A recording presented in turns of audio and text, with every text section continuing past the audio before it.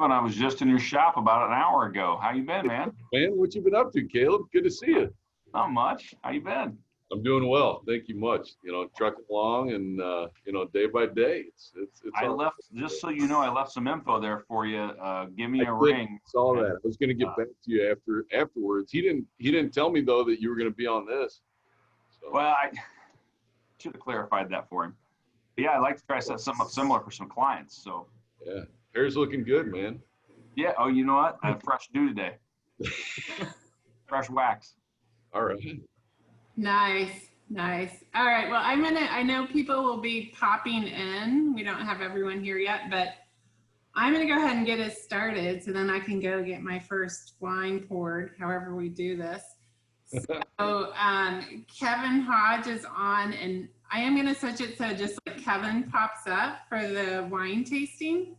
But I know some people have different parties going on, and so so I have two people that'll be joining, but they're my friends that are always late, and I had a feeling they wouldn't be here yet, and they're not. No, it looks like somebody's got a little party going on one of them. Yeah, that's Diane. Oops. So these are just so this will be the first wine. So just Okay. so you know kind of what order we're going in, and then the rosé, Okay. and then the Grenache. Okay. And then obviously the Lyo would be last. So. Okay. Well, that's good to know. I'll have to admit, I did not have it in that order. I'm so jealous right now. I can't drink any of the wine. I did bought to support, Oh no. but I'm pregnant, so I can't drink it. So don't enjoy it too much in front of me because I'm going to cry. Hey, come on. Okay. My party group's here now too. You guys don't have to do that. They're being really good. I said, when you guys show up, make sure you're quiet and just sneak in. They're being really good. So anyways, well, welcome everyone. This is instead of having Kevin, usually we have a festival. Oh, okay. Fairfax Festival. We have 500 or 600 people that come down at Cow Point Park. And it's a big event, and obviously we couldn't do it this year, so I was trying to plan something fun and happy hour-like. So All right. we are. And then just everyone, if you have a big party, which Diane already knows, if there's background noise at your house, if there's more than one of you, if you'll just mute, so because it really picks up on these Zoom calls.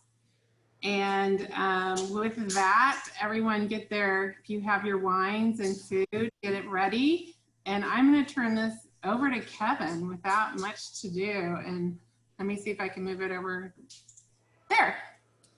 Now you're the main man on the screen, Kevin. All right. Very good. Well, thank you, first of all, Melissa, for having me, including Cellar. We're honored, since you couldn't have your festival, to have us, get your happy hour going. I know, got big shoes to fill, but hopefully make you proud. So we're going to be tasting through some wines today, and we'll talk about each of the wines. But if you guys have questions that aren't even necessarily related to the wines we're tasting, feel free to blurt them out. Wine's such a crazy world that you have, so many different grapes, so many regions, so many different countries, and it can be confusing, but we're going to try to make it a little bit easier and,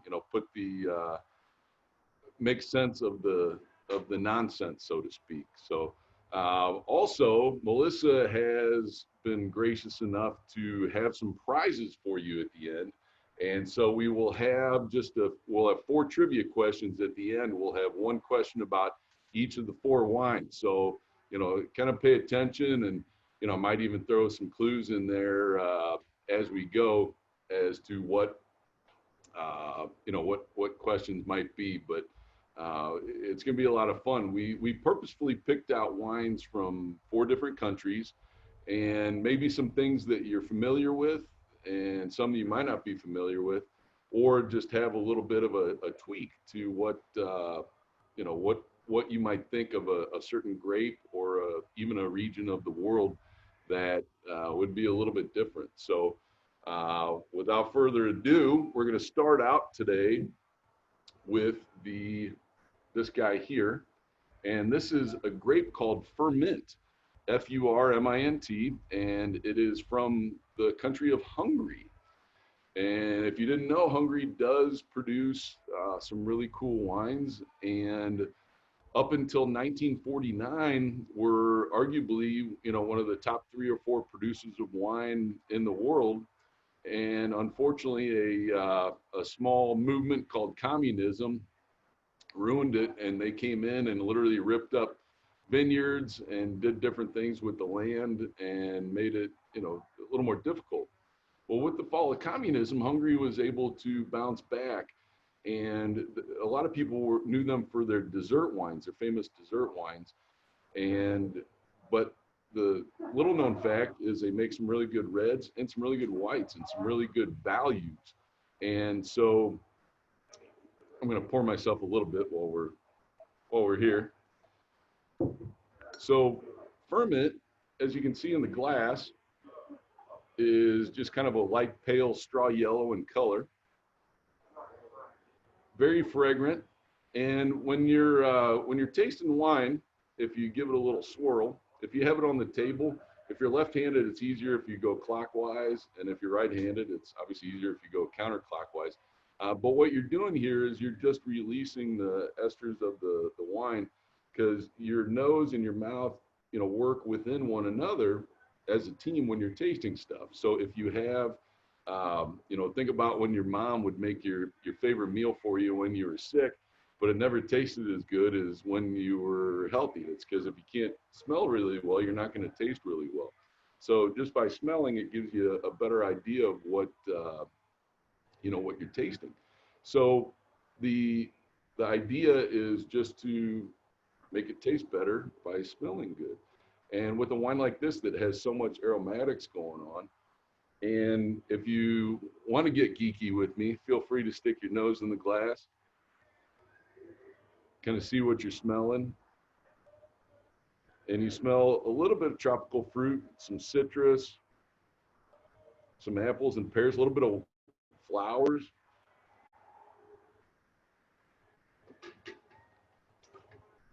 And I am working, so I do have my trusty spit bucket as well, which may seem like alcohol abuse, but when you got to get through a day and you taste a lot of wines, unfortunately, you have to have a way to spit. So, so the wine is just light and fresh and vibrant, and something that you wouldn't think of. And the neat thing about places like Hungary, along with a lot of the Eastern European countries, are making fantastic wines. But they had the same problem with communism. Your Romanias, Slovakia, Slovenia, all the Czech Republic, that have all loosened up and are now back to making those great wines that they did, decades and decades ago. So it's really neat to see. And the values are tremendous. So this is a wine that every day is $9.99. It's light, it's refreshing. It matches up with a lot of different foods.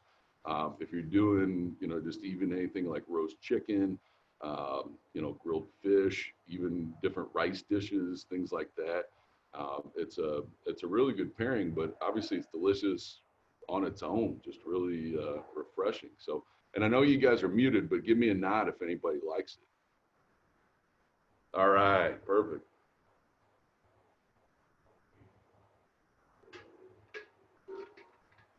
Which one was it? Sorry, we were. Well, that's rebooting. okay, no sweat. So we're tasting the Furmint. So Okay. it's from Hungary, yeah, Evolutio. And this came from what country? This is from Hungary. Hungry. Hungary. Yes. And so I had explained in the beginning, and I'll catch you up, that in case you didn't hear, we're going to have some trivia questions at the end. So with this guy, Hungary, along with a lot of the other Eastern European countries, communism before 1949, communism kind of took over, and they ended up ripping up a lot of vines. Hungary was, a top 5 wine producer back in the day, and arguably made the best dessert wine in the world, which they still do. And they have it's called tokaj, Tokaji, which you would see. Um, they usually come in smaller bottles just because the wine is really dense and sugary, because the grapes hang on the vines until they become like golden raisins, which is really cool. And so then you get these deep, dark dessert wines. And ferment that this wine is one of the grapes that they'll use to make those dessert wines with. So you can make the same, you can have the same grape that makes, you know, nice, dry, fresh, light wines, that makes dessert wines. In general, think of if you've ever had port from Portugal, the sweet fortified dessert wine, they make some beautiful dry, just red wines from those exact same grapes, which is quite cool. So yeah, Hungary is definitely up and coming, as many of the Eastern European countries are, you know, bouncing back now, which is really, really cool. So yeah. But and if you guys have questions along the way, feel free to unmute yourself, yell out your question, wave your hand. I'm happy to answer anything you got.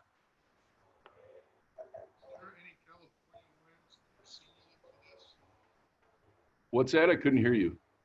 Are there any California wines that are similar to this Yeah, based on the kind of grapes that are going into it? absolutely. A great question. So probably the most similar to this would be Sauvignon Blanc, maybe even Chenin Blanc. This isn't quite as citrusy as Sauvignon Blanc, but it's about the same body as Sauvignon Blanc, meaning that it's light, it's crisp, it's fresh. But there is a grape called Chenin Blanc that they don't grow quite as much in California, but you see it in France in the Loire Valley. But there is a good amount in California, especially in Sonoma. You'll see a good amount of Chenin Blanc. Dry Creek Winery is one that makes a delicious Chenin Blanc for not a lot of money. So I would probably say the closest one is Chenin Blanc, but Sauvignon Blanc is probably a close second. And then even in Oregon and California, a lot of what we refer to as the Alsatian grapes, or grapes from Alsace, France, Pinot Gris, Pinot Blanc, Gewürztraminer, even Riesling has a lot of these same components. And Riesling's a whole nother bird, because you can have Riesling that strips enamel off your teeth because it's so dry and acidic, and then you have dessert wine and everywhere in between for Riesling. So no, great question. Thank you.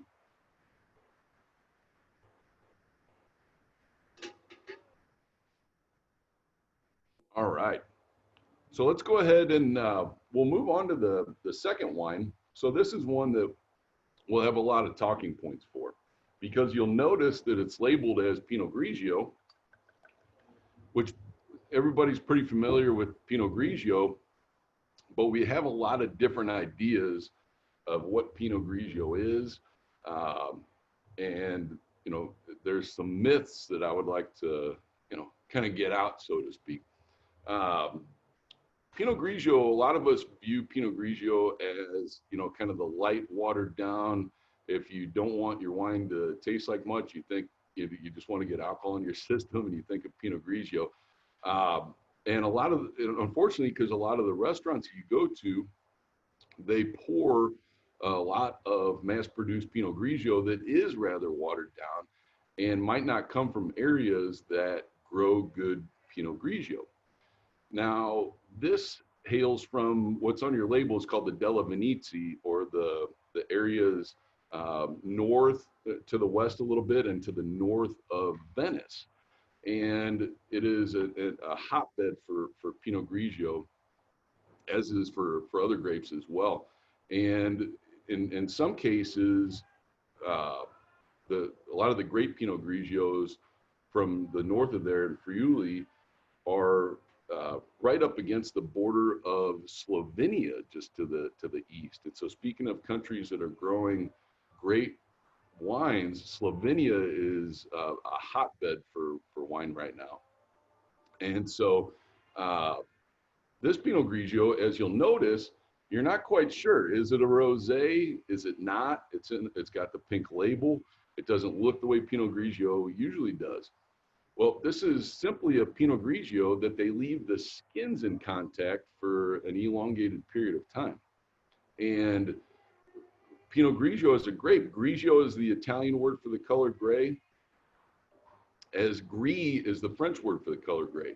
So Pinot Grigio and Pinot Gris are the same grape, just grown in different countries, have different names, and it's a different bird. So here, those skins, once the grapes hang on the vine a little bit longer, the skins get this beautiful grayish pink hue to them.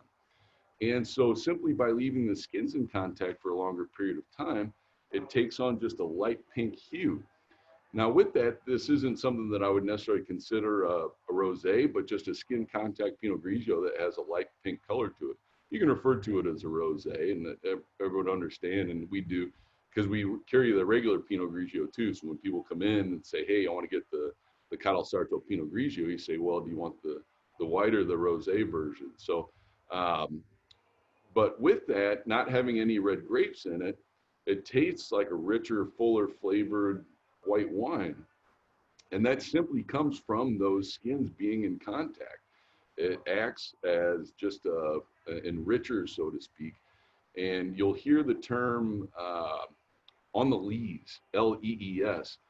And on the lees is essentially in the stainless steel tank or in the barrel, they will leave all the extra skins, leftover stems, yeast cells, any of that, and they will leave the wine on that for a little while, and the wine just gets a little richer naturally without having to impart any heavier oak flavors or anything like that. So, yeah.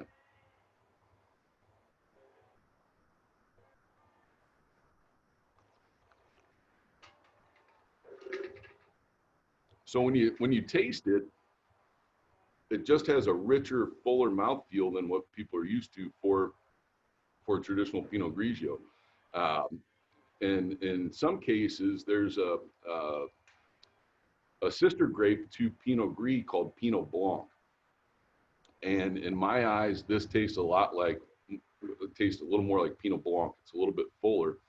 And the term Pinot is just like the mother grape, so to speak. So Pinot Noir was the original Pinot grape, and then you had mutations of that just happened naturally over the years. Back when vines would grow to their highest point that they could, you would have birds and bugs and bees and things that would drop seed somewhere or pollinate in there, and these grapes mutated over the years, and so you ended up with not only having Pinot Noir, the darker, you had Pinot Gris, which is more gray hue, Pinot Blanc, which looks more of a yellowish white on the vine. There's Pinot Meunier, Auxerrois. There's a bunch of other, sister grapes, so to speak.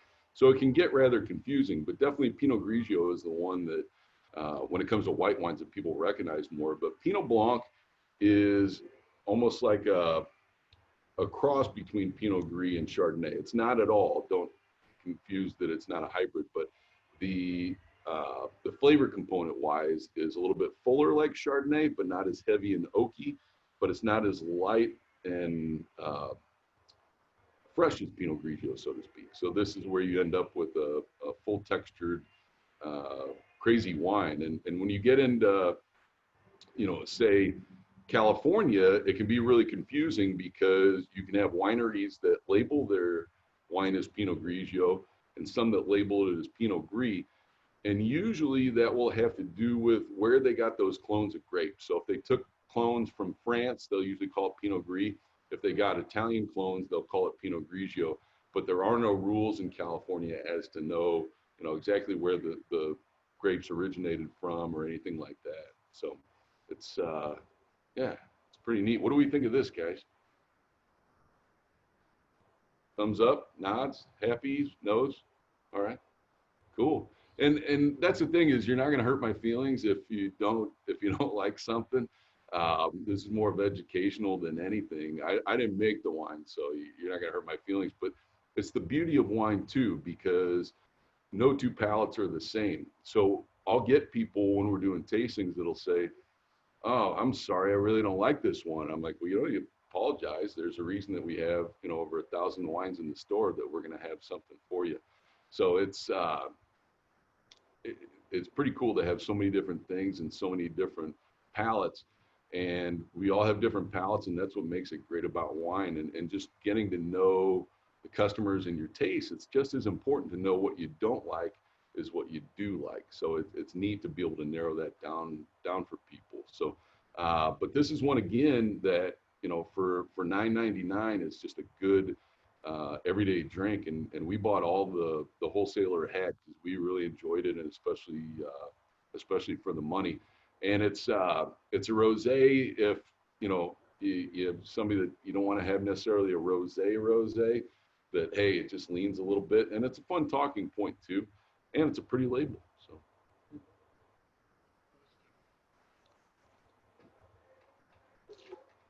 does anyone have questions about the grapes or Slovenia? Go ahead, Joe. I guess my voice isn't coming. Oh no, you're fine now. Okay. Number one, what temperature should this be served at? And follow up to that question is, when I was in Italy, I was there during the wine season, harvest. Yeah. And no, they didn't seem to pay much attention to temperatures. A lot of the place, in fact, there's wine service stations, but it just didn't seem like temperature was very important. It seems like it is here. You're absolutely right. The Italians, in a lot of places, dating way back when, they didn't have refrigerators, and they will drink their, whites, a little warmer than we do. And even a lot of the refrigerators and things, a lot of what they're doing and what they're eating is, they're buying everything fresh at the markets. They don't have the big refrigerators and freezers the way that we do. And so as far as an optimal temperature for this, it's probably about that, 40-degree range, 42, so maybe about, 15, 20 minutes out of the fridge. So have it fully chilled and then pull it out. But what I always tell people is really proper temp is whatever temperature you want to drink it at. If you have, let's say a lighter body red that you want to throw a light chill on, absolutely, I highly suggest it. But drink it the way you want to. But as far as this wine in particular, I would say more in that kind of 40, 42 range is about right. But no, you're dead on with Italy. They don't worry about temperature too much either. And they'll, if you want something a little more chilled, they will take it and stick it in the fridge for you. If you're at a restaurant, like, hey, can we get this just a little bit cooler? They completely understand, because we do drink our whites, cooler than most. So yeah.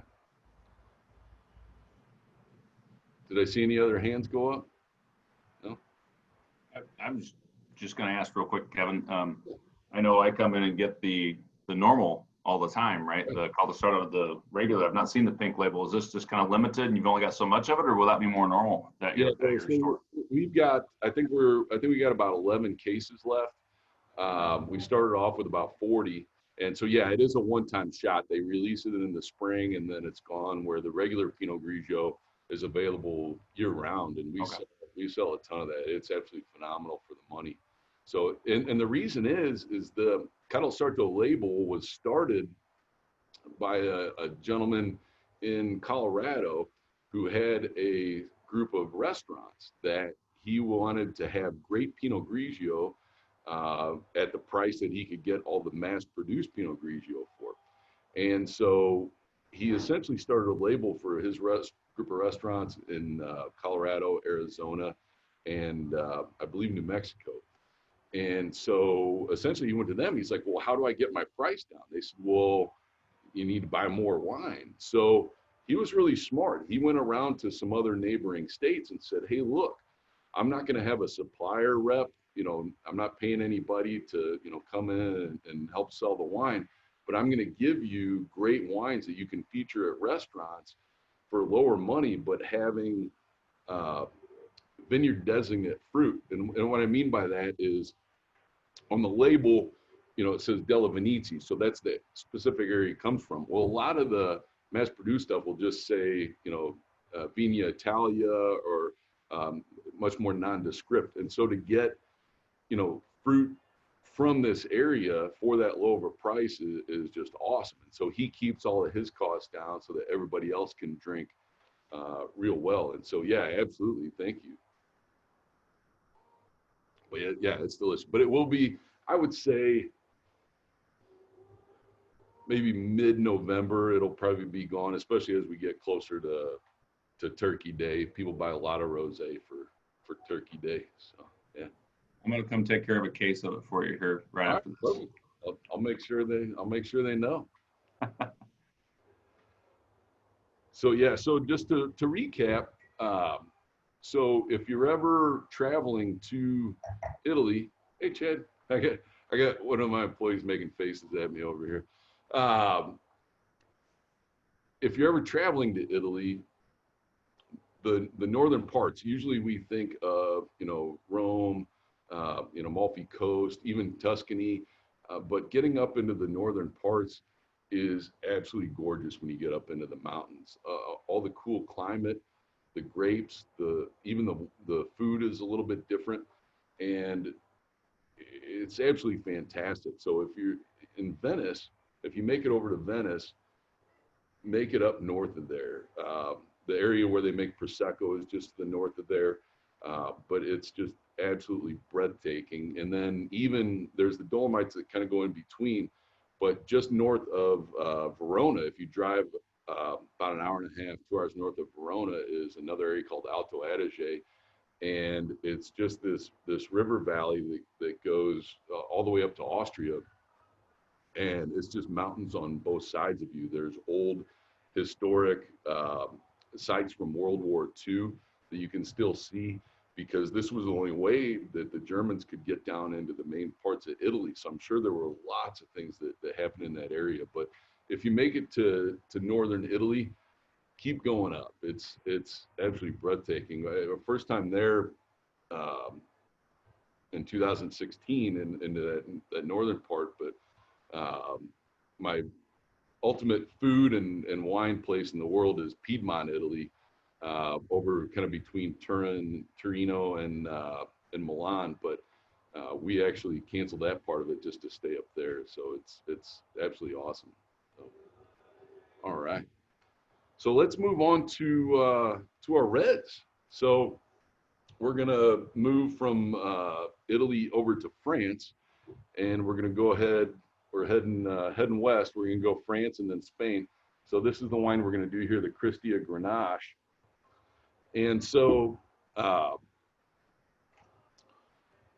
few things to note here.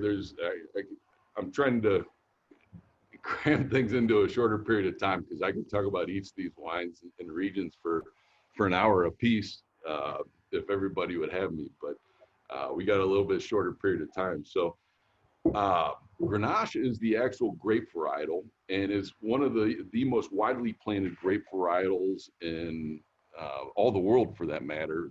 It grows rather vigorously, and it can grow in all sorts of different climates. And so this producer, Domaine de Cristia, their winery is located in the Rhone Valley of France, in the southeast, kind of near Lyon would be the closest kind of bigger city to it. And it is the primary grape of several of those regions. There's easily 20 plus different regions within the southern part of the Rhone Valley. And so this one hails from a little bit further south, and they just call it kind of wine of the Mediterranean. And Grenache in general, when you smell it, has this beautiful, almost raspberry liqueur note to it, as well as a little bit of white pepper, some flowers, and things like that. And the other thing is this is a 2019. So this Hey, wine. Kevin. Yeah. Please, because I got these two guys here. Which one I can't figure out which one's a French bottle wine. Which wine are we? So it's the Cristia. It's the one that says Grenache.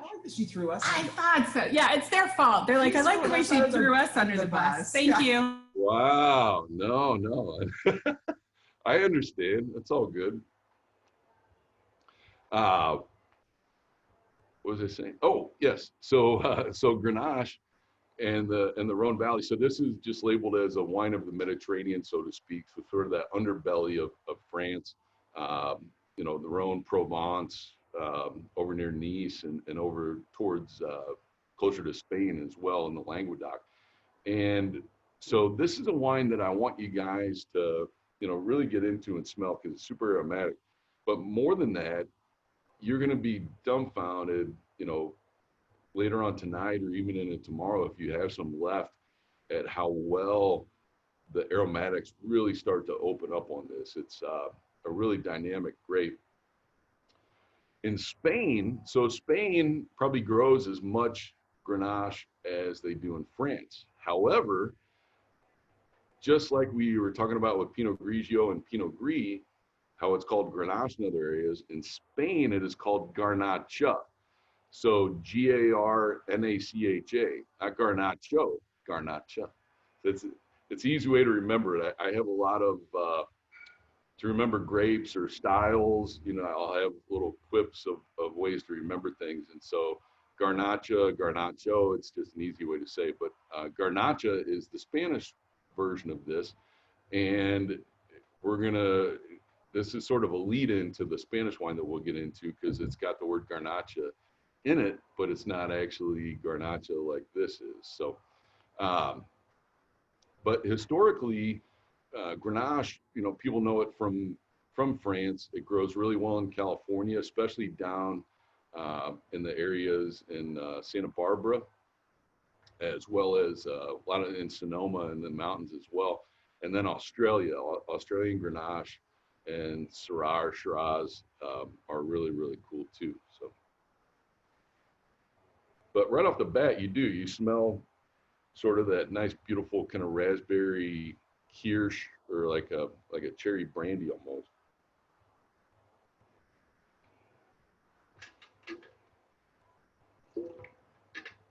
Mm. And what you will feel, you're going to have the drying sensation within your mouth, and where you got to kind of lick off your gums, and you can feel it on your tongue. And that is literally just what we refer to as tannin. And tannin occurs naturally within grape skin. So you can't really avoid it, but some are more than others, and it depends on how long you leave the skins in contact. However, there's a second type of tannin that is included in winemaking, and that is oak tannin.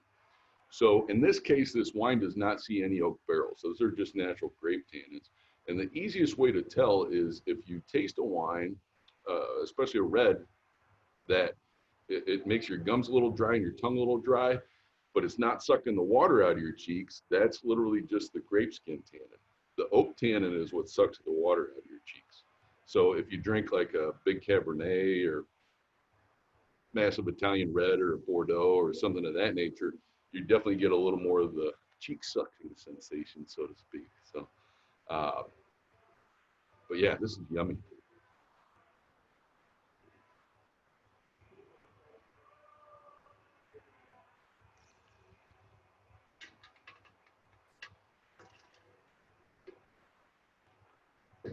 All right. So as far as food for this, it'll match up with just about anything. But it especially loves, and Grenache and Grenache blends and kind of the Rhone Valley wines in general, anything with a little bit of fat to it, a little bit of char. And if you have things that have, you know, a spice to them as well, whether it be pepper or even chilies to a certain point. What I love about Rhone Valley wines are in Kansas City, we have all this great barbecue, great barbecue wine. You'll notice, you know, just that little bit of spice, the little bit of aromatics, it just matches up really well because it's got enough tannin that it holds up to the fattiness of the barbecue, but it's juicy that it doesn't overpower it, so to speak. So, What's the price point on this? this is $11.99. Okay. Yeah. Thank you. You're welcome. Absolutely. No, great. Yeah, great value. And there's a lot of other wines. So Côte de Rhône is probably the one that I would notice the most, or say. Côte is just COTES, and then DU, and then Rhône, like the Rhone Valley, RHONE, is the region most famous or most produced with Grenache grapes. So yeah, at $11.99, I think this is a tremendous value, and it definitely over delivers. I also think that because this was just released, this wine's going to be even better in 3-4 months as it kind of comes into its own, so to speak. So yeah, go ahead. Yeah. When I was in Italy and Spain, both, and here in the States, in vineyards, I've noticed a lot of vineyards have large stainless steel vats that they store the wine in. And I saw that in Italy, which kind of surprised me. But does the wine go from there to the oak barrels, or why? What's the difference there? Well, so there's a lot of different scenarios there. So you do have some wine that will literally stay in the stainless steel tanks until it goes into the bottle. In the case of this was fermented in large concrete vats and then sat in the concrete for 12 months before being put in the bottle. And there's a few different scenarios of why that is. One, when it comes to the oak barrels, especially if you're in Napa, Sonoma, and you see all the big barrel rooms, not all the wine necessarily goes into those barrels, but you do have those large stainless steel vats where they can keep the wine in there for a longer period of time. They're lined so they're not going to take on the metallic flavors, but they're lined so that they can just go in and kind of stir the wine every now and then, and just kind of letting it come into its own, so to speak. Think of like you make a tomato sauce and it always tastes better, a few days later. So same thing with wine, even after the wine is done fermenting, they might need to do some blending and the wine needs to come into its own. Well, they got to keep it in something. And if you don't want to impart any oak flavors or, extra tannins, you can use stainless steel. You also have a really neat invention now called concrete eggs. So if you're ever at a winery, you see them, they're these big eggs that are about, I'd say probably about 7-8 feet tall, that it has a natural thing where it processes and kind of pumps over the wine naturally. And a lot of times you'll see this with, wines with skin contact, where they'll keep the skins in there to kind of keep it circulating. So as far as there being an exact science to say stainless steel, versus oak versus concrete, there's even some places that use amphora or terracotta, where they'll make giant clay vats that they'll put the wine in, and they believe that the wine should be in contact with its own environment, and those pots are usually made from the land that the grapes are grown in. But yeah, definitely there's a ton of stainless steel just for that reason. Is the majority of all wine that we drink kind of just on an everyday basis, I would say at least 80% of it is all stainless, and we doesn't see much oak. And a lot of it is cost prohibitive too, because oak barrels have gotten so expensive. Your average American oak barrel, it runs about $1,200, and French wine barrels can run as much as $3,000. And so when you think of that wine, in a regular sized barrel, it only holds 225 liters, and which is about 25 cases of wine. And so if you have $3,000 built in, and you now have, $100 per case, well, you instantly have $9-10 just in the bottle cost from being in those French oak barrels. And so why you see, some of the Bordeaux's and Burgundies that get a little more expensive. And then not to mention the oak barrels themselves have different flavors, and especially there's different size barrels too. Especially when you're in Europe, you'll see some really large barrels. But American oak barrels are used more for, say, like your Cabernets, Red Zin from California, Syrah, stuff like that. And if you smell a wine and you smell vanilla, that almost instantly tells you that they use some American oak barrels on that, which can be really interesting. And fun known fact is about 80% of all the American oak barrels that are used in California are grown, those trees are grown right here in Missouri. So yeah, pretty cool. I like clapping. That's awesome. So yeah, that's the long version, but I've got an even longer version, Joe, if you need. And what temperature should red wine be served at? Or is room temperature slightly cooled, or what's norm? I like my reds. It depends on what the room temp is. So let's say this time of year where room temp is, say 68, that's about perfect. Maybe even just a couple degrees cooler. In the summer months where it's warmer, a lot of times I'll even take a red and throw it in the fridge for 20, 30 minutes just to get it down to that mid 60s. What you'll really notice is if you drink a wine too warm, especially a red, if you drink it too warm, all you taste is alcohol, tannin, and acid. You don't taste any of the good fruit components of that wine. So especially in the summer months, if your house is a little bit warmer, say 72, 75, in that range, definitely put in the fridge for just a little bit. Get it down into that kind of mid 60s range. I think is absolutely optimal. You'll hear people talk about cellar temperature, which ideally in a lot of cases is about 55 degrees. But the reason cellar temperature is, we think of room temperature, well, that was dating back to when, room temperature were people living in castles and things like that. But another note is if your wine is too cold, wine glasses are made this way so that if the wine is at the temperature you want it to be, hold it by the stem. Let's say your wine's too cold, you chilled it off too much, or you just pulled it out of the fridge, you want to warm it up, boom, you put your hand underneath. The natural warmth of your hand's going to bring it to the temperature that you want to without having to try to warm it up. I guess you put a blanket on it and, you can treat it like a little baby or something. But no, that's an absolutely fantastic question. But I prefer my reds kind of in that mid 60s. Temperature is absolutely ideal. One more quick note on that. If you drink a lot of reds, especially in the summer, they make some really awesome, almost like wine koozies now, like sleeves that fit over to keep that red at that 65 degrees for a fair amount of time, good hour sometimes. So those are really good investments if you like to drink a lot of red. And white, it works the same with white. You pull it out and that 40 degrees, drop it in that sleeve, and it'll stay for a good hour. So those are very good investments if you like to drink wine. Absolutely. Thank you.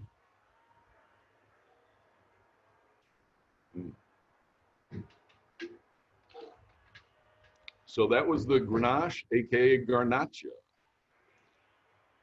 So that brings us to our next wine, which we're going to go a little bit further west and a little south into Spain. Kevin, Yes. Melissa's interrupting again, but my friend Christine has a question that's just burning her Sure. interrupt. Go ahead. All right. No, it's about, isn't there,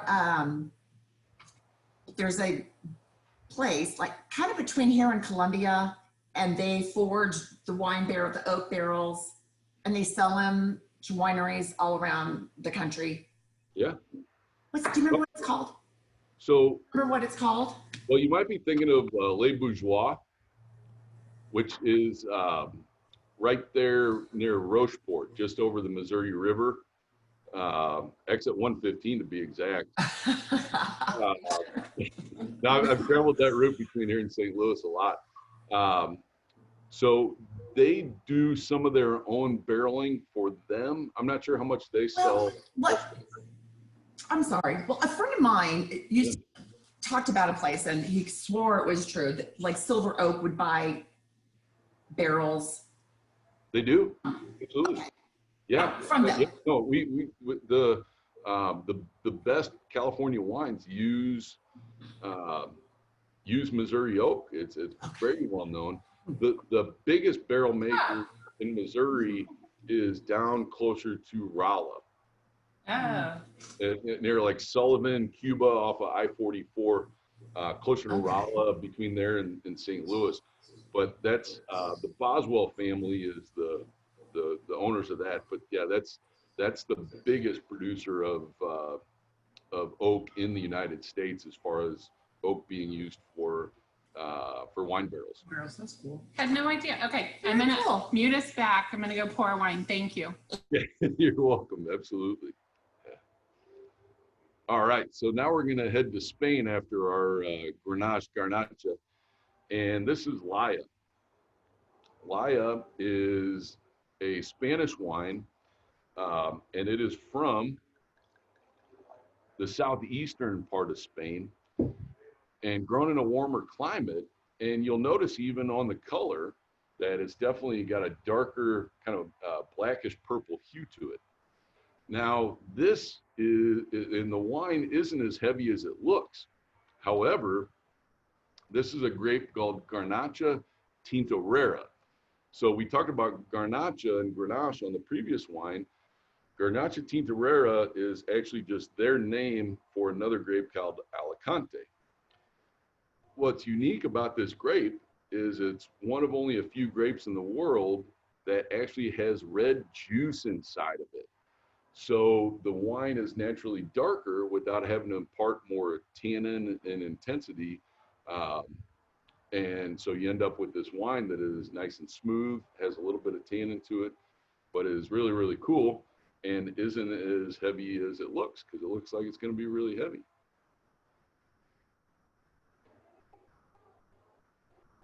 Yeah, and so coming on, and when you smell this compared to the wine before, which was more towards that red fruit side, this is more of that dark fruit, more of that kind of blackberry, you know, black currants, blueberries, things like that.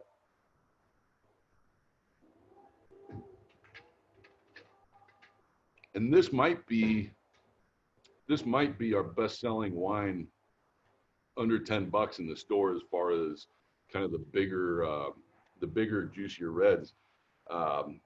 This is $8 or $9 on the shelf, and it completely over delivers. It's been a wine that's been around for ever. I've sold this wine for, you know, probably 12 to 15 years, and it just is over delivered. And I think in that much time, it's gone up like $1. And so it helps when the family has owned the vineyards for, you know, a few generations. They don't need to raise their prices, and they're able to make enough wine. The other neat thing about this area of Spain is they have sand-based soils.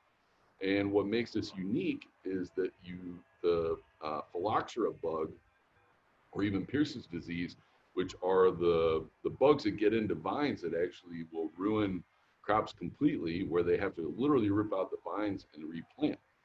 Well, these bugs do not like sand-based soils because they're relatively loose. They like things where it's hard mud and compact, where they can kind of dig. And so with that, they don't ever have to worry about phylloxera. And so it makes it so they can have all these old vines that have these rich concentrated flavors without imparting another cost of having to plant new vines, you know, take care of, you know, pesticides and things like that. So it's a very hands-off, dry farming community that creates these wines that are really good values across the board. And then in an area called Humia, that's near here as well, they make some more serious wines even that can get up into the, you know, $80, $100, $120 range, which are crazy. But the value from this area is absolutely fantastic. So, Melissa, was she waving? Does she have another question? I saw an arm. No, just flailing. Go ahead, Joe. What you got, Joe?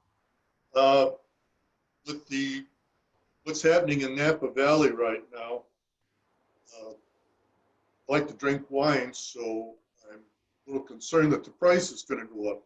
Your opinion, are some of these other areas, such as Missouri or such as Spain and Italy, are they going to be able to compensate so we don't have to see an increase in price? Oh, absolutely. I don't think that you're going to see prices go up much from California, and I feel that way for two reasons. The first is, you know, there's really a glut of juice right now. Like we saw at the beginning of the spring, whenever COVID first hit, and there were wineries that needed to move wine. We have so many good deals on, you know, Napa cabs that were, you know, $90, $100 that are now $50, and things like that. And so there was a glut of juice. that wineries needed to move. And you were seeing them panic as harvests this year were coming around, where, they were worried that they weren't going to have enough room to, put all the wines to ferment and tanks and all that kind of stuff. And so I think this will be a natural buffer, so to speak, that puts it back to where, the wines, I don't think you'll see the great deals on wines that you do necessarily, but I don't think that you're going to see prices raise. And to answer on the other part, Spain, Italy, France, absolutely. Well, they already are, producing wines that you do have good value to, and you're not going to see the prices go up on those.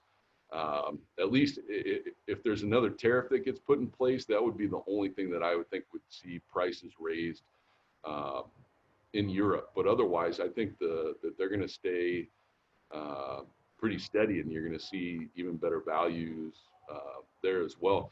But talking about Napa, this is by far the hardest hit that they've ever been.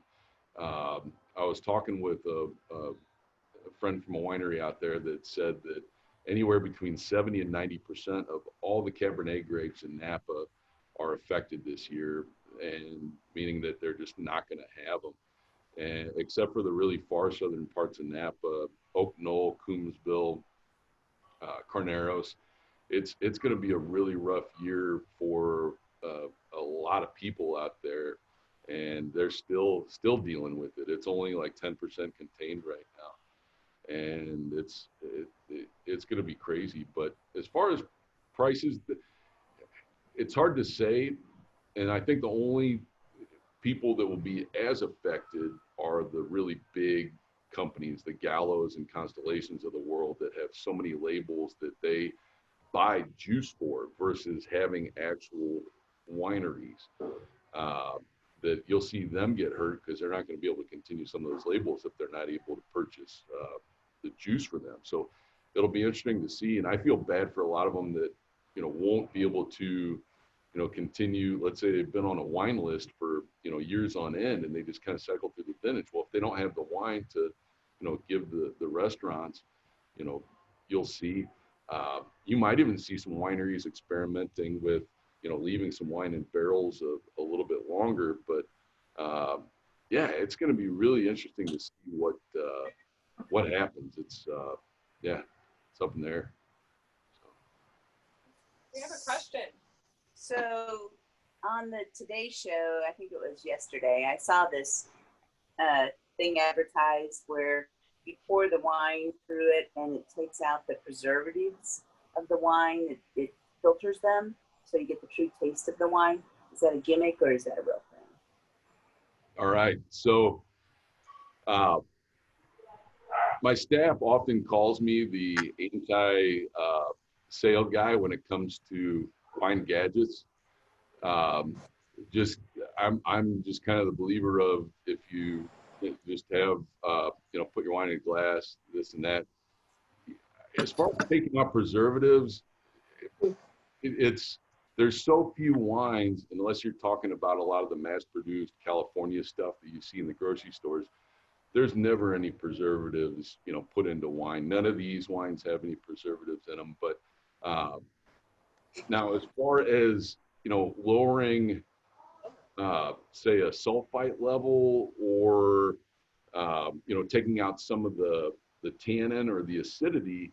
Now, I do like aerators, because if you just run it through and it just kind of aerates the wine, it releases the aromatics that much better, and they are really cool. But I'm a firm believer in get it in the glass, give it a whirl, and it'll be fine. We get scared with wines, and I love the question, so sorry to go above and beyond. We have so many questions about sulfites in wines, additives, things like that. Now, labels that you see in the grocery store that they're wanting you to buy it like you're buying peanut butter or cereal, those are wines that are made in the lab. They have kind of a recipe. They'll add things here and there to make it taste a certain way. They'll add sugars called chaptalization. There's even something called Mega Purple that is like a grape concentrate that they'll put in to make wine darker, sweeter, and it's definitely a different bird. But if you're talking about, like if you're buying Spanish, French, Italian, your European wines for the most part, they're going to be very minimally messed with. They want the grapes to speak from the vineyard. So having not experienced the device, because I saw the same thing, having not experienced the device, I can't tell you from experience, what it's doing or how it works. But yeah, I'm a little anti-gadget, but so. Okay, so Yeah. follow up. The crowd here at Diane's party, Pam's party, wants to know where the bread came from and where the cheese came from. Oh, so we sell the bread here. It's a producer that makes it, and it's not called a ciabatta. I'm blanking on the name of it, but it's an Italian bread that we get, and they're par baked, and so we just keep them in the freezer, and then we just sell them. And then the cheese came from here as well. So yeah, from Cellar. I mean, get it at the Cellar rack. Okay, thank you. Thank you. And I saw some other hands. Right. Go ahead, Steve. My wife had a question about, are there any cheeses that you would not recommend to be served with these wines because of the way they could, interact with some of the makeup? Oh, it's a great question. So, say for instance, if you had a cheese like a Piave or a Parmesan or a Romano, where it's a really hard cheese that's really salty, those wines aren't going to match quite as well with, say your reds here, but they're going to match up well with the whites or the rosé. If you've got a cheese that's salty, you want a white wine with that to kind of match up. But I always say, for the most part, wine and cheese goes really well together, unless you really get, geeky about it. If you had, 5 cheeses that you tasted with one wine, there's going to be one that tastes the best and the one that tastes not quite as good, but they're all going to be pretty close. But I always tell people a really easy thing is, if you have wine from a certain country, if you get a cheese from that certain country, there's a really good chance that they're going to match up really well. It's a good, sort of foolproof way. So what's that? Are there any local wineries that you like? Absolutely. We've been trying to like local wines because we are big buy local things, but just haven't found any. Well, the tough thing about local wine in Missouri and Kansas is we don't have the climate that the other places do. And so you have to be on top of your grapes constantly, worrying about rot, grape rot, mold, just too much heat where the grapes get ripe too soon and you don't get the physiological ripeness. However, there are a couple wineries here that make absolutely beautiful wines that are more to the style of, say, what we're drinking now. The problem is that they're a little bit more expensive. So there's one called Terravox, Terravox. Terravox is up, they have a tasting room adjacent to Green Dirt Farm up in Weston that makes the beautiful. Okay. Yeah. Beautiful Yeah, we've been so, there. Yeah, they're really cool. I love those guys. And he is, I forget the term that they use for him, but he actually found 7 different varietals in Missouri that were in, which is really They've won several awards, haven't they? Oh, absolutely. They've won numerous awards, and especially they do great in the Jefferson Cup every year, which is a local national thing held by Doug Frost. And then the other one is just right down the street from us. I think it's 19th and McGee, is KC Wineworks. KC Wineworks is making some beautiful wines. James, the winemaker, did most of his winemaking in France and New Zealand. And so he believes in that beautiful, fresh style. And he's even doing some single vineyard stuff. He's making some, brut sparklings that I would put up against anything blindly, and they're doing them really well. And even, even in Kansas, you've got, Somerset Ridge. has some cool wines. They have plenty of wines that are, the stuff that you might, not want to drink. Holyfield does some cool stuff. Amigoni, who is down in the West Bottoms. Adams, yeah. Yeah, Michael Amigoni, he unfortunately sold his Missouri vineyards. So he's not going to be making, he's still going to source some grapes and make some Missouri wines. And he's a great winemaker with what he does. But he also sources some grapes from California, Colorado, New Mexico, and does some really neat wines too. But, Michael Jackson, like. No, but the Amagonis do a lot of wines. oh yes, Amigoni, he does a lot of different wines and does them well. He's a good winemaker and great people. So it's just that it's so warm here that you can't They really. ripen certain grapes. And then not to mention our soils and our winters. Our winters are too harsh for a lot of wines to stay ripe. So you'll see wines called Chardonnay, for instance. Chardonnay is a hybrid of Chardonnay and Seyval. Well, it's Chardonnay that they put on Seyval rootstocks to be able to withstand the winter, but have a wine that tastes Chardonnay-like. So, yeah. Okay. Crazy. It's the August that kills our grapes. Yes. August is not good. August. Now they like the arid part of it, where it's dry. It's not aridness, it's the fact that we don't have enough diurnal change where, you've been here in August and if it's 100 degrees during the day, it's only getting down to like 82, 83 at night. Where How well we know. exactly. No rest. Where in other parts of the world, even in Sonoma and Napa, it might get in the high 90s during the day, but it's dropping down into the 40s at night where you need a jacket in the dead of summer. So, yeah. So and that's again just like people, we need our sleep, we need and then we need our coffee in the morning to get us going. And the grapes like that gradual change versus it constantly being hot where they don't get a chance to rest at all. So yeah. All right. Well, we are, I'm starting to run over here, Melissa. So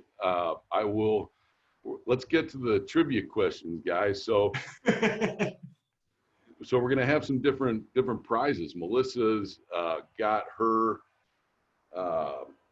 so I don't know if, Melissa, do you want people to just yell out their answers or? You know what? Amy and I thought it would be easiest. Does everyone know how to do the chat? Yes. Yes? Is there anyone that doesn't know, say no. Yeah, Joe's shaking his head no. Joe, you do too, don't you? Go Yeah. down. Look at the Scream and bottom. holler. I like her. She's funny. He wins all the time Come over here. anyway. Look at the bottom. Well, let's just do the first one. We'll do a yell out. And if it doesn't work, then we'll do the chat. Okay. So whoever answers first, correct. You better unmute. Okay. Yeah, everyone take off your mute. All right. So I'm going to be looking down. So you guys are going to have to watch each other and no fun. I'm recording this, so I can verify. Oh, okay. So the first question is for a $50 gift card to Rally House. And this question is pertaining to the first wine, the ferment. And so, so Hungary was, one of the greatest producers of wine in the world. What movement? Communism. Nice. Well, there you go. Oh, nice. I want to play Family Feud and be on your team. Okay, Steve. You need to re-listen to that on your recorder. Was that Joe or was that Richard? Steve. That was Steve. Steve Daly? Yeah. I know about communism. Hi, Daly, I didn't know you had it in you. Yeah. You just got the shout before I did. All right. $50 will do. So Melissa, Yeah. are people I won't answer this one. after I think Elena gets to spend it. I'll let you Hi, all. Elena. Yeah. Okay, cool. Yeah, you can't win more than one prize, so you got to sit out.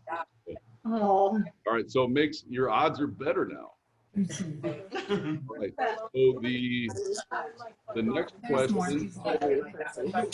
There's more people. next question has to do with the rosé, and this is for a $25 Amazon gift card. What country to the northeast borders Muley that we're talking about? Slovenia. What's that? Well, after I had my surgery. I heard it. Who said it? Slovenia. Yeah. Rebecca. Kathy, no, Kathy said it. So smart. I said it first, but Oh, no, you we did. actually said it at the same time, so Oh. I don't care. You're cute too. She can have it. No, you That way I did. can still play. No. okay. Give it to Rebecca. All right, Kathy. Fine. We'll put Kathy back in for the. Okay, so now we're Now we're gonna do the garage. So this is for a $25 gift card to Cellar. Oh, Ooh, what I want. all right. So I don't know. this is about the Grenache. What is the Spanish name for this same grape? Garnacha. Grenache. Kathy. Kathy won. I mean, I didn't. I wasn't watching Thank it. you, Rebecca, because I'm trying to write this down. So Kathy Hamer, she won the $25 gift card to Red Cellar. To Yeah. Cellar, yeah. Cellar. Oh, guys, I cannot for the life of me get it right. I don't care what you call it. If you come down. Sorry. Okay. Yeah.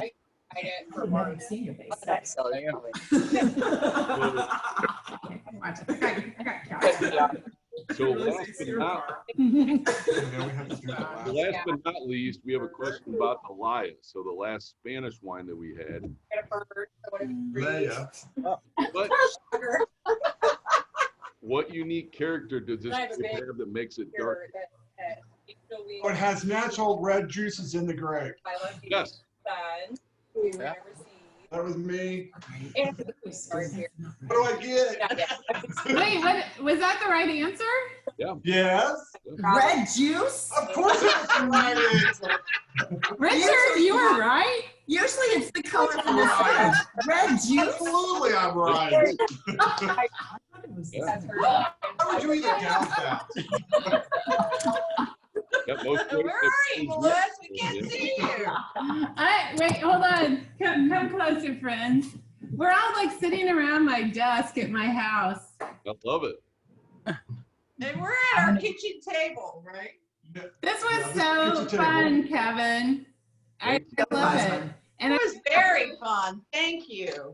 yes, you guys, this was Good. great. Hey, Thank you. I'm gonna do a little Cellar promotion. They do these wine tastings every so often, like with Mark, or because we did one with I saw Mark that, last yeah. week and that.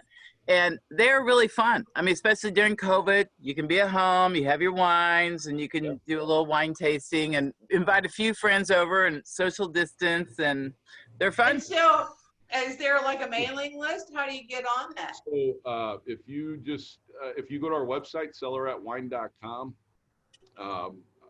I should know this, but there's a tab at the top A thing? where it'll just say sign up for the And Facebook too. Just follow them on Facebook, and you'll see their events and, Yeah, we and do, things we that do they all do. of it. If you go to the Nice. website, we'll have Thank all you, Kathy. and yeah, so emails, Facebook. Rebecca. So Instagram, Kevin, we'll do I'll all help you out. And so I record this and then we do a recap and email it out to anyone that didn't participate because we have people that actually go back and watch them. And I'll put that info on there so people know how to follow you guys. I appreciate that. So because I did see that and I saw you just had a virtual wine tasting and you picked different countries and stuff. So it looks really fun. So I'll make sure to share that information. Yeah, the one we just did is our probably our most popular item. It's our $100 case. So you can literally each month we have 12 different wines, and you can mix and match any 12 bottles on that For rack. $100? for $100. So yeah, just over Wow. $8 bottle. So it's That's- sweet. Wow, that is a I would good do part. that. Yeah. And all the wines are You usually. got 3 signer-uppers right here. Yeah, really. Yeah, Melissa got one today. So. I'm just glad you deliver. Oh, do you? Not probably to you. What, Richard? I said you deliver. No, I'm glad they do. I'm glad you do. No, Yeah. we don't deliver currently. Yeah, you can't deliver alcohol. We're in the process of working with a third party to try to get some delivery service going. It's just tough where we are, and a lot of the people that want delivery from us live a good way. Well, where Melissa does. A little more Yeah, cost. Yeah. She lives in Oklahoma. Girl. Yeah, So now, isn't there some kind of law thing or legal thing about it? Because we were asking somebody and they said they could deliver food, but they couldn't deliver the alcohol, or No, is that you just can deliver- restaurants? Or So no, you can deliver. So they've changed the rules a little bit. However, we still can't deliver into Kansas. You have to deliver Right. in your state, and so stores and You gotta go restaurants across the state line. can deliver in Kansas. Restaurants and stores in Missouri can deliver in Missouri, but you can't cross the state line. Got it. Got it. So you'll just have to break the law and just cross the state line. They'll never know. Kevin, we bought have, beer all the time and brought it over. wait, let me see if I can raise my, oh, I can't, 'cause I'm a host. What you, Kids Kevin, are funny. What was the they're price very on that in him. per case, What's that, Joe? monthly?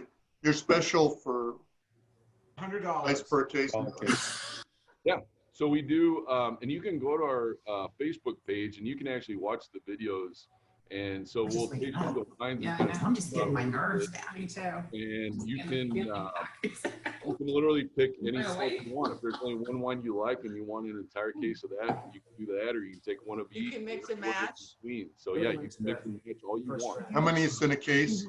12. 12 to a Oh. case. And I'll give Kevin a plug for the Cellar. I'm in there quite a bit. Not as much as I'd like with COVID, but they do a great job. They got a great selection. Value runs the gamut. Really high end stuff and the everyday, on the shelf on the back deck type of stuff that you can share with friends. Their staff does a great job of getting to know you the more they see you, and they kind of know what you like, and they point you in the right Very direction with nice some in new there. stuff, and which is really cool. And they also carry a nice selection of spirits, to some unique stuff that you won't find, and some stuff unique to Missouri, for that matter. And they know that very well as well. So they do a nice job of, I think that's why I go back. I think they do a great job. So Cool. And if you can ever do the 100 case in person, and that you get to really go and try all of them and then really pick, it's a lot of times I only like 2 of them really well, and I'll just mix those in my $100 case. So That's a big one. Yeah, because they have like a whole bar. Oh, You go. Yeah, I did see Kevin. Today was my first day there as I ran down at the last minute to get my wine. Like they have that whole bar back there. Is that what you're talking about, Kathy? Yeah. Do the It's a- tasting, it's a yeah, great that looks place. fun. So we I'll have to bring the crew down. we have a back room as well, and so The crew. during non-COVID times when we have live tastings, we'll have half of the wine set up at the bar where you were up front, Melissa, and then in the back room where I am now, we'll have the other 6 wines. So it kind of spreads out, so you can even start with the reds and then go to the whites if that's too crowded. But it does. It's a neat chance to taste some things that you might not normally get. Even if you don't end up buying it, you're like, hey, I've tried that now, so I know that, hey, maybe I don't like that grape, or from a different area. But it's a neat way to try a lot of different things. And Kathy's dead on. It is a lot better to be able to taste it versus watch somebody taste it. Yeah. But it truly is, and I truly feel that it's by far the best wine value. There's never any grocery store labels. It's all cool stuff from all sorts of different places. The only tough thing is a lot of times we get people that buy the wines and they say, well, hey, I had that wine last month. Can I get more? Well, a lot of times we'll buy out the vintage. So that's why they lowered the price. We bought everything that they had. And Okay. so there's not that wine left for the next month. We might get it back in, but it'll be the new vintage and it'll be back to, you know, say 12, 13 bucks or whatever that price might be. So. Okay. Now, are you open now other than pickups, or how does that work? Yeah, so the store is open. We're doing curbside No, I delivery, can swing by. or if you want to come in the My store, just have your favorite mask on. That's place it. that makes the best That's all we old got. fashioned. Yeah, because they were yesterday. And if you like interesting buildings, his store was an old automobile dealership. Yes. Very, very interesting. Yeah. And they also have a really, really good selection of meats and cheeses and Yeah, I breads and saw things. those. So if you're looking to make a little charcuterie plate and wine, awesome. One-stop shopping for that. Nice. All right, guys. All right. I'm gonna, unless you want to keep chatting, I'm gonna wrap us up. Well, yeah, thank you guys. Thank you. I'll see you in a little bit, Kevin. Thank you for marketing. Oh, thank you. Kevin, this was great. Thank you all so much. Share the information. You're welcome. Take care. I really appreciate it. Thanks, everyone.